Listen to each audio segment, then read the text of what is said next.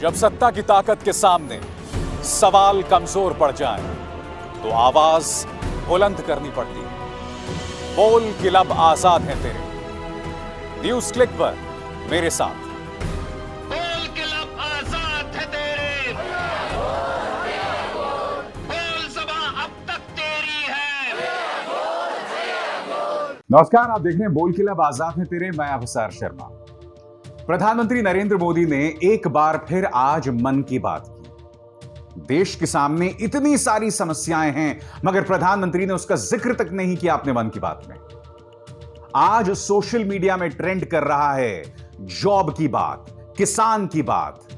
प्रधानमंत्री के खिलाफ तेवर अपनाते हुए यह ट्रेंड कराया जा रहा है मन की बकवास। मगर प्रधानमंत्री ने न नौकरी का जिक्र किया, न किसान का जिक्र किया। और खूबसूरत बात यह रही कि चूंकि पश्चिम बंगाल में चुनाव होने हैं, असम में चुनाव होने हैं, तमिलनाडु में चुनाव होने हैं, तो आज उन्होंने यह तक कह दिया कि तमिलनाडु में जो तमिल बोली जाती है वो कितनी खूबसूरत भाषा है और काश मैं भाषा सीख पाता। देश की जनता तो इतनी नासमझ है कि वो इसके पीछे की सियासत देख भी नहीं सकती है। उन्होंने इसी तरह से असम का भी जिक्र किया, पश्चिम बंगाल का भी जिक्र किया। तो राजनीति कैसे खेलना चाहिए यह भारतीय जनता पार्टी बखूबी जानती है। मगर आपको यह समझना पड़ेगा कि देश के सामने इतनी समस्याएं हैं। देश का युवा जो है वो त्राहिमाम कर रहा है रोजगार को लेकर, मगर फिर भी प्रधानमंत्री नरेंद्र मोदी इसका जिक्र क्यों नहीं कर रहे, मैं आपको बताता हूं। वो इसलिए नहीं कर रहे हैं क्योंकि आज से कुछ महीनों पहले जब जामिया का छात्र या जेएनयू का छात्र सड़कों पर था, आंदोलन कर रहा था, तब आज की तारीख में कई युवा जो सड़क पर हैं, जो रोजगार की मांग कर रहे हैं, वो लोग जामिया मिलिया इस्लामिया यूनिवर्सिटी को गाली दे रहे थे, जेएनयू को देशद्रोही बताकर गाली बक रहे थे। भारतीय जनता पार्टी इस बात को बखूबी समझती है। वो जानती है कि आज की तारीख में जो युवा संघर्ष कर रहा है, जब वोट देने की बारी आएगी तो भारतीय जनता पार्टी इसी तरह से उसे समझा बुझाकर किसी छद्म राष्ट्रवादी मुद्दे पर उसके पक्ष में वोट डलवा लेगी। हकीकत यही है। इसलिए बीजेपी को आपकी बिल्कुल भी परवाह नहीं है। और जो पत्रकार उस आपके सामने ये मुद्दे लेकर आ रहे हैं, उन्हें भी लाइन पर लगाने का इन्होंने जो है प्लान बना लिया है। क्योंकि आप जानते हैं कि पिछले ही हफ्ते केंद्र सरकार डिजिटल मीडिया यानी कि न्यूज क्लिक जैसे प्लेटफॉर्म्स और नेटफ्लिक्स, अमेजॉन जैसे जो प्लेटफॉर्म्स हैं, उस पर काबू पाने के लिए अब नए कानून, नए प्रावधान लाने की योजना बना रही है। यानी कि आज की तारीख में मैं जो आपसे ये बात कर रहा हूं, अगर ये कानून हकीकत में आ जाएं दोस्तों, तो सरल भाषा में अगर आपसे कहूं मैं, तो सूचना और प्रसारण मंत्रालय में बैठा कोई बाबू, मैं जो आपसे ये बात कह रहा हूं, अगर उन्हें ये पसंद नहीं आई तो वो इसे हटा सकते हैं। यानी कि मेरे दर्शक जानते हैं कि मैंने जो पत्रकारिता की है उसमें हमेशा जनता के हित की बात करते रहा हूं। चाहे बेरोजगार हो, मजदूर हो, किसान हो, मैंने हमेशा उनकी बात की है। मैंने हमेशा नाइंसाफी के खिलाफ आवाज उठाई है। मगर सरकार जो कोशिश कर रही है कि सूचना और प्रसारण मंत्रालय में बैठा बाबू जो है वो मेरे प्लेटफॉर्म, मेरी आवाज पर पाबंदी लगा सकता है। और ऐसा क्यों हो रहा है? क्योंकि बीजेपी इस बात को समझती है कि अगर उसे कहीं से चुनौती मिल रही है तो वो डिजिटल प्लेटफॉर्म्स, न्यूज क्लिक जैसे डिजिटल प्लेटफॉर्म से मिल रही है। वरना अखबार हो या न्यूज चैनल्स हो, वो तो बीजेपी सरकार के सामने पूरी तरह से नतमस्तक हो चुके हैं।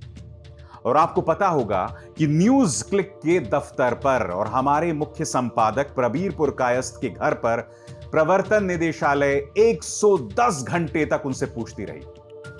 एक छोटा सा डिजिटल प्लेटफॉर्म, सिर्फ इसलिए कि हम किसान की आवाज उठाते हैं, मजदूरों की आवाज उठाते हैं। आप हमारी पत्रकारिता को जानते हैं, हम सामाजिक सरोकार की पत्रकारिता करते हैं, मगर एक छोटा सा डिजिटल प्लेटफॉर्म इनके लिए कितने खतरे की बात हो सकता है। तो इन दो घटनाओं को जोड़कर देखिए।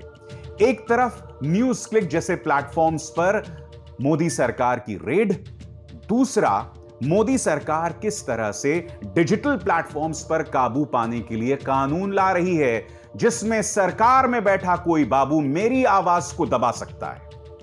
और फिर आपके मुद्दे नहीं उठाए जाएंगे, चाहे बेरोजगारी को लेकर हो, चाहे किसान को लेकर है। आज भी दोस्तों मैं आपसे पूछना चाहता हूं, पेट्रोल जो है वो तमाम रिकॉर्ड तोड़ रहा है। पेट्रोल और डीजल के दाम कौन उठा रहा है उससे? कोई नहीं उठा रहा है। आपके सामने हकीकत देखिए दोस्तों, आपकी स्क्रीन पर इस वक्त नई दिल्ली में पेट्रोल के दाम है 91 रुपए प्रति लीटर, यानी कि 90 रुपए 93 पैसे। डीजल के दाम नई दिल्ली में है 81 रुपए 32 पैसे। मुंबई की बात करें तो 100 का आंकड़ा छूने वाला है, 97 रुपए 34 पैसे। डीजल की बात करें 88 रुपए 44 पैसे। कोलकाता में 91 रुपए 12 पैसे, डीजल के दाम 84 रुपए 20 पैसे। चेन्नई में 92 रुपए 20 पैसे प्रति लीटर पेट्रोल और डीजल की बात करें तो 86 रुपए 31 पैसे प्रति लीटर। और रिकॉर्ड तोड़ता हुआ आंकड़ा अब मैं आपको दिखाने वाला हूं श्रीगंगानगर का। जी हां, श्रीगंगानगर में पेट्रोल के दाम इस वक्त आपके स्क्रीन पर 101 रुपए प्रति लीटर पेट्रोल और डीजल जो है वो 94 रुपए प्रति लीटर पहुंच गया है। 100 रुपए प्रति लीटर दोस्तों, जबकि दुनिया भर में कच्चे तेल के दाम जो हैं वो लगातार कम होते जा रहे हैं। मोदी सरकार एक्साइज ड्यूटी लगातार बढ़ा रही है। आज मैं आपसे पूछना चाहता हूं, ये तमाम मुद्दे आपसे जुड़े हुए हैं और सरकार कहीं ना कहीं इसी तरह से अपने मन की बात करना चाहती है। उसे कोई दिलचस्पी नहीं है, उसे कोई दिलचस्पी नहीं है जनता के मुद्दों को हम उठाएं। हम पर तो आप काबू पाएंगे, हम पर तो आप अंकुश लगाएंगे, मगर नुकसान किसी और का नहीं, इस देश की जनता का होने वाला है। मैं आपको बतला दूं दोस्तों, प्रधानमंत्री नरेंद्र मोदी के मन की बात के मुद्दे पर कांग्रेस और आरजेडी दोनों ने तल्ख तेवर अपनाए हैं। आपके सामने राहुल गांधी का यह बयान, हिम्मत है तो करो, किसान की बात, जॉब की बात। राहुल गांधी का बयान। अब आपके सामने प्रियंका गांधी ने क्या कहा, वो आपकी स्क्रीन में। कैसी सरकार है, जब युवा करते हैं जॉब की बात तो उनको सरकार भेज देती है हवालात। युवा अपने हक की बात करेगा, सरकार का धर्म है कि युवाओं की बात करे एवं उनकी बात सुने भी। क्यों बात ये प्रियंका गांधी कह रही हैं? क्योंकि वो एक खबर का हवाला दे रही हैं। इलाहाबाद की खबर है, रोजगार मांगने वाले 103 छात्रों पर केस। क्या आपको हैरत हो रही है कि रोजगार मांगने के लिए लोगों पर केस कर दिए जाएंगे? आप भूल गए बिहार सरकार ने क्या किया था? बिहार सरकार ने कहा था कि अगर कोई भी युवा धरना प्रदर्शन करेगा, आंदोलन करेगा, तो उसे सरकारी नौकरी नहीं मिलेगी। ये तो नीतीश सरकार का फरमान था ना। यानी कि अगर आप अपने हक की आवाज उठाओगे तो इस तरह से आपको दबाया जाएगा, चाहे नीतीश सरकार हो या केंद्र में बीजेपी सरकार हो। केंद्र में जो सरकार है वो डिजिटल प्लेटफॉर्म्स पर इस तरह से काबू पाना चाहती है और नीतीश सरकार आप देख चुके हैं। मैं आपको दिखलाना चाहूंगा कि इस मुद्दे पर क्या कह रहे हैं तेजस्वी यादव। करो युवाओं के मन की बात, बेरोजगारों की जॉब की बात, जवानों और किसानों के हित की बात। जनतंत्र में जन जन की जरूरतों, परेशानियों, जॉब की बात एवं किसान की बात ही नहीं हो रही है। बात हो रही है तो बस असल मुद्दों और जन सरोकारों से ध्यान भटकाने वाले सत्ताधीशों के मन की बात। यानी कि कहीं ना कहीं तेजस्वी यादव जो हैं यहां पर करारा हमला किसी और पर नहीं, प्रधानमंत्री नरेंद्र मोदी पर बोल रहे हैं। देश एक बहुत बड़ी चुनौती के सामने बढ़ रहा है दोस्तों, क्योंकि जब देश में अभिव्यक्ति की आजादी पर इस तरह से प्रहार होगा, जिस तरह से डिजिटल मीडिया प्लेटफॉर्म्स पर सरकार प्रहार कर रही है, और सरकार को अगर सिर्फ इस बात में दिलचस्पी होगी कि देश की जनता उनके मन की बात सुने, तो संकट तो होगा ही ना। बताइए, संकट तो होगा ही। यही नहीं है, आप देख सकते हैं सोशल मीडिया पर हकीकत सरकार की सामने उभर कर आ रही है। ट्विटर पर आप देखिए, तमाम जो टॉप ट्रेंड्स हैं वो मोदी सरकार को आईना दिखा रहे हैं। यही वजह है कि मोदी सरकार सोशल मीडिया पर काबू पाना चाहती है। मैंने कार्यक्रम की शुरुआत में कहा, इनमें से कई युवा हैं जो आज रोजगार मांग रहे हैं, नौकरी मांग रहे हैं। जब जेएनयू और जामिया और अलीगढ़ मुस्लिम यूनिवर्सिटी के छात्र सड़कों पर थे, तब आप लोगों में से कई लोगों ने उनको गालियां दी थी, जब वो लोकतांत्रिक तरीके से अपने हक की बात उठा रहे हैं। दोस्तों, मेरी इस बात को ध्यान से सुनिएगा। जरूरी नहीं कि आप जो आंदोलन करें उससे मैं इत्तेफाक रखूं,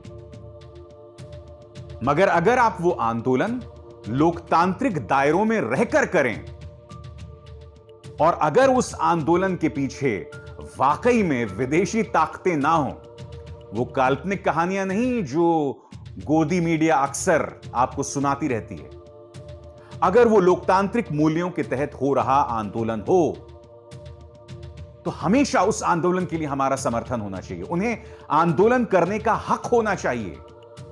जरूरी नहीं कि आप उनसे इत्तेफाक रखें, मगर उन्हें हक होना चाहिए अपनी बात रखने के लिए। यह सरकार आज है, कल चली जाएगी, और जब वो चली जाएगी, जब वो विपक्ष में होंगे, तब जो नई सरकार आएगी, इस मौजूदा सरकार से सीखकर इसी तरह से आपकी आवाज को दबाएगी, और उस वक्त जो मौजूदा सरकार विपक्ष में होगी, उसकी आवाज को दबाएगी, जो अब हो रहा है। हालांकि मैंने कांग्रेस को देखा है, जब वो सत्ता में थे, उन्होंने अन्ना आंदोलन को इजाजत दी थी, निर्भया आंदोलन को इजाजत दी थी इंडिया गेट में। मगर मुझे अब ऐसा लग रहा है कि अगर कांग्रेस वाकई सत्ता में दोबारा आ गई, या फिर कोई और सरकार और कोई पॉलिटिकल पार्टी सत्ता में आ गई, तो वो बीजेपी से सीखकर इसी तरह से जो अपने हक की बात करेगा, उससे दबाया जाएगा। इसलिए सावधान हो जाइए। बोल के लब आजाद है तेरे में बस इतना ही। अविसार शर्मा को दीजिए इजाजत। नमस्कार।